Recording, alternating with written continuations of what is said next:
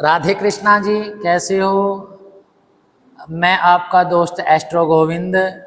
दोस्तों, आज बड़े ज़बरदस्त और बड़े ट्रेंडिंग में जो चल रहा है टॉपिक मांगलिक दोष, आज उस पर चर्चा करेंगे। मैं आपका दोस्त एस्ट्रो गोविंद, स्वागत है मेरे यूट्यूब चैनल में आपका। दोस्तों, आप इस चैनल को अधिक से अधिक शेयर करें, मेरी वीडियो को, इसको लाइक करें, सब्सक्राइब करें और बेल आइकन का जो बटन है वो दबाना ना भूलें। आप कोई कुंडली विश्लेषण करवाना चाहते हैं या कोई पूजा, कर्मकांड, ज्योतिष इत्यादि कोई कर्म करवाना चाहते हैं तो दिए गए स्क्रीन पे इन नंबरों के साथ आप हमारे साथ संपर्क कर सकते हैं। तो दोस्तों, आज आइए टॉपिक की बात करें। मांगलिक दोष टॉपिक पे हम चर्चा करते हैं। आज देखते हैं कि मांगलिक दोष होता क्या है। भ्रांतियां बहुत सी फैली हुई हैं समाज में मांगलिक दोष को लेकर के कि ये मांगलिक है, इसके 2 विवाह होंगे, या 28 वर्ष तक ही ये मांगलिक रहेगा, उसके बाद मांगलिक नहीं रहेगा, या मांगलिक होने की वजह से तलाक का कोई योग है, विवाह विच्छेद हो जाएगा, या कोई 2 विवाह के योग हैं। ऐसी भ्रांतियां समाज में मांगलिक दोष को लेकर के फैली हुई हैं। सबसे पहले आइए मैं एक लगन कुंडली आपको दिखाऊं। 12 भाव हैं कुंडली के। पहले भाव से मांगलिक दोष देखते हैं, चतुर्थ भाव से, सप्तम से, अष्टम से और द्वादश भाव से। मंगल अगर प्रथम भाव में है, चतुर्थ भाव में अगर मंगल है, सप्तम में है, अष्टम में है, द्वादश भाव में अगर मंगल बैठ गया तो कहा जाता है कि ये मांगलिक दोष या मंगल योग ये बनाता है। मांगलिक दोष ये मंगल बनाता है। दोस्तों, अगर मंगल लगन में है, मंगल एक, सबसे पहले मैं बताऊंगा कि मंगल है क्या, मरकरी प्लैनेट्स है क्या। मंगल एक क्रूरता का सूचक है, मंगल एक एनर्जी का सूचक है, मंगल एक ऊर्जा का सूचक है। अगर मंगल लगन में बैठ गया तो व्यक्ति ऊर्जावान रहेगा, कोई भी काम करेगा बड़ी ऊर्जा के साथ करेगा।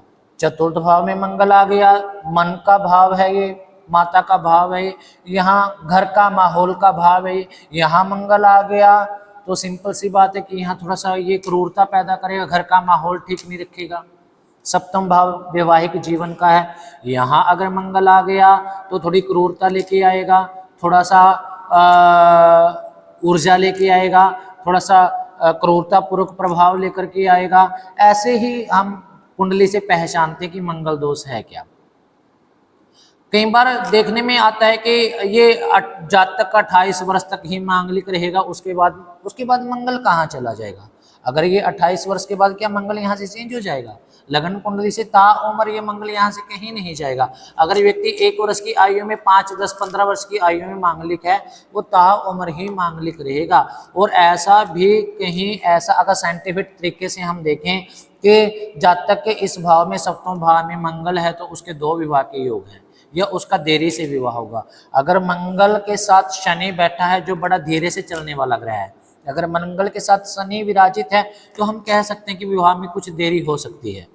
अगर मंगल के साथ यहाँ सप्तम भाव में राहु, केतु, कोई क्रूर ग्रह बैठे हैं और अष्टम भाव भी थोड़ा दिक्कत है, अष्टम भाव का स्वामी अगर सप्तम भाव में है और सप्तम भाव का स्वामी अगर अष्टम भाव में चला गया, कोई ऐसा कोई कार्य बनता है, ऐसा कोई योग बनता है तो कहीं ना कहीं कह सकते हैं कि विवाह विच्छेद होगा। अगर यूटिलाइज ना किया ये भाव, इस भाव का अगर प्रयोग ना किया तो शायद विवाह विच्छेद हो सकता है।